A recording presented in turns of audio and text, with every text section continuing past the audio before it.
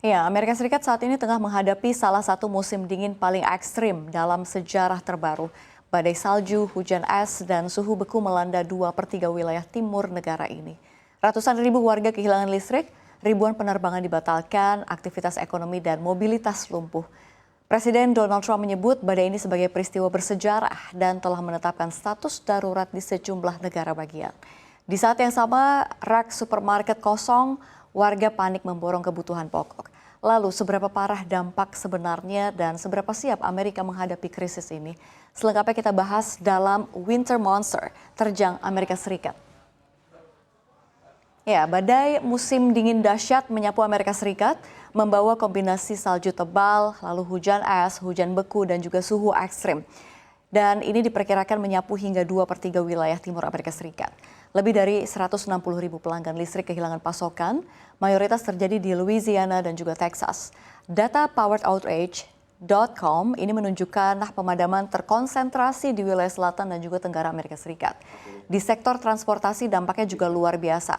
Sedikitnya 4.000 penerbangan dibatalkan pada Sabtu dan lebih dari 9.400 penerbangan terdampak pada Minggu. Hingga total hampir 14.000 penerbangan dibatalkan hingga Senin. Kalau kita lihat ya, ada beberapa maskapai besar seperti Delta, JetBlue, dan juga United menyesuaikan jadwal dan melakukan pembatalan tambahan terutama di Atlanta, Boston, dan juga New York. Meski belum ada estimasi resmi, pembatalan massal ini diperkirakan menimbulkan kerugian operasional besar bagi maskapai, ada logistik dan juga rantai pasok nasional. Cuaca ekstrim ini diperkirakan masih akan berlanjut hingga awal pekan depan dan berpotensi melumpuhkan wilayah timur Amerika Serikat lebih lama. Setelah infrastruktur dan transportasi terpukul, kita lihat bagaimana kondisi di lapangan dan juga resiko keselamatan bagi warga Amerika Serikat. Salju tebal telah menutup jalanan di Kansas, Texas, Missouri, Iowa, Oklahoma, dan juga Tennessee. Di wilayah Tenggara ini, Texas Timur dan juga sebagian Louisiana, salju menebal hingga 4 inch. Lalu juga ada platform Chicago dan Midwest Storm Chaser melaporkan banyak mobil tergelincir dan juga terjebak di jalan raya. Gubernur Kentucky Andy Beshear memperingatkan sejumlah daerah bisa mengalami salju hingga 15 inci, serta ini juga penumpukan es dan suhu yang sangat dingin. Sementara wali kota New York menyebut kota ini berpotensi mendapat salju setebal hingga 3 hingga 16 inci di akhir pekan. Kondisi ekstrim ini telah menyebabkan korban jiwa, 3 orang meninggal di New York City akibat kondisi cuaca ekstrim. National Weather Service memperingatkan sekitar 160 juta warga berada di bawah peringatan badai musim dingin. Weather Company memperkirakan lebih dari 230 juta warga Amerika Serikat berpotensi terdampak badai ini. Sementara para ahli menyebut keunikan badai ini adalah jadi setelahnya suhu akan semakin dingin dan salju akan sangat lambat mencair sehingga pemulihan beresiko berlangsung lebih lama. Dan saat resiko meningkat, tanggung jawab pemerintah pusat pun harus menguat. Dan ini kalau kita lihat faktanya ya, Presiden Donald Trump menyebut ya badai ini sebagai peristiwa bersejarah dan menyetujui deklarasi darurat federal di 12 negara bagian. Departemen Keamanan Dalam Negeri mencatat total 17 negara bagian dan Washington DC telah menetapkan status darurat cuaca. Pemerintah federal meningkatkan koordinasi dan mendorong kesiapsiagaan lintas sektor mulai dari cuaca, keamanan, energi hingga transportasi. Trump menekankan prioritas utama pemerintah adalah keselamatan warga dan pemulihan cepat. Melalui unggahan di Truth Social, Trump menyatakan, "We will continue to monitor and stay in touch with all states. Stay safe and stay warm." Sementara di sisi lain, Menteri Keamanan Dalam Negeri Kristi Noem menegaskan puluhan ribu warga di wilayah selatan Amerika Serikat kehilangan aliran listrik. Pemerintah mengerahkan tim perusahaan utilitas untuk mempercepat pemulihan daya.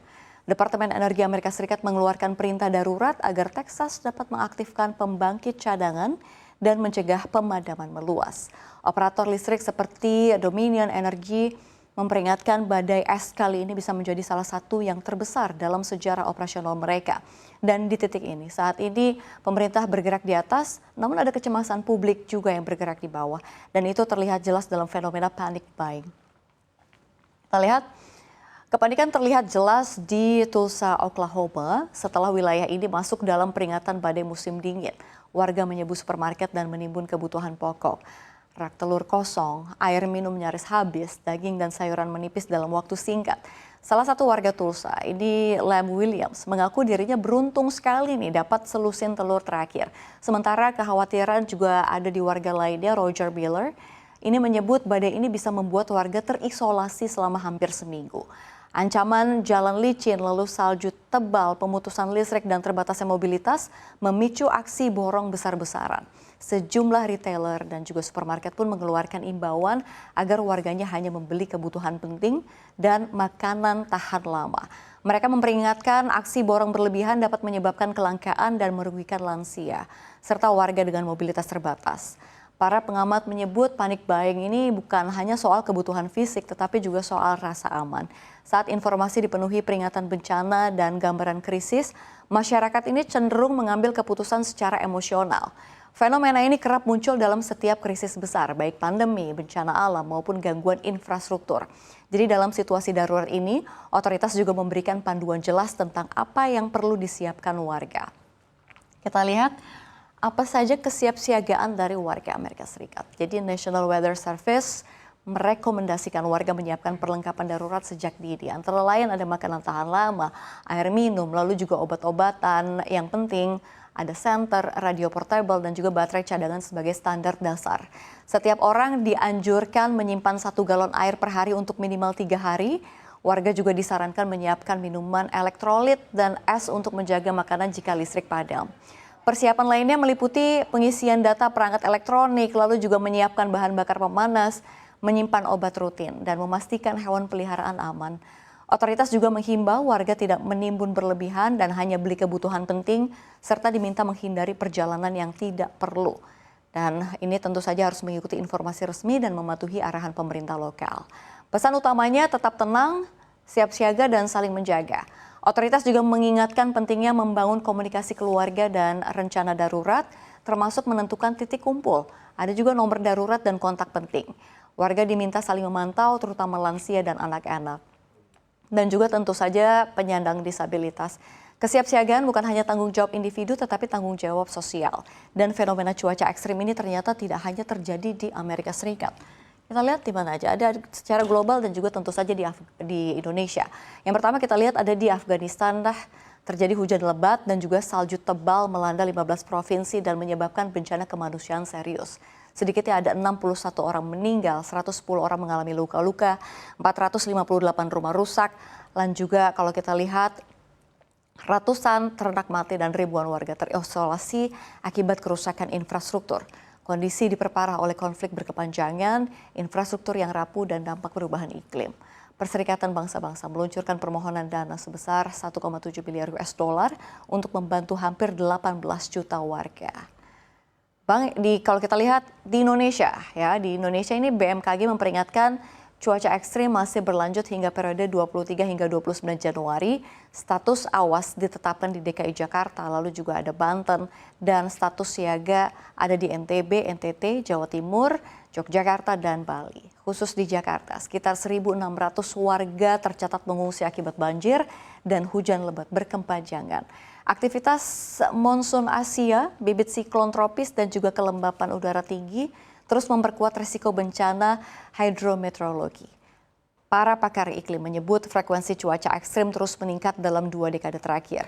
Perubahan pola angin, lalu juga kenaikan suhu laut dan pergeseran musim memperbesar risiko bencana. Negara-negara di dunia kini dihadapkan pada tantangan serupa, bagaimana membangun sistem yang tahan iklim dan juga melindungi masyarakat. Badai musim dingin di Amerika Serikat ini menjadi pengingat bahwa resiko iklim kini semakin nyata dan tidak mengenal batas negara. Dari Amerika Serikat hingga Afghanistan dan juga Indonesia, dampak cuaca ekstrem terus meluas dan menyentuh kehidupan jutaan orang. Kedepan tantangan terbesar bukan hanya bagaimana kita bertahan, tetapi bagaimana kita beradaptasi, memperkuat sistem, meningkatkan kesiapsiagaan, dan membangun ketahanan di tengah perubahan iklim. Karena di era saat ini cuaca ekstrim bukan lagi pengecualian, melainkan kenyataan yang harus dihadapi bersama.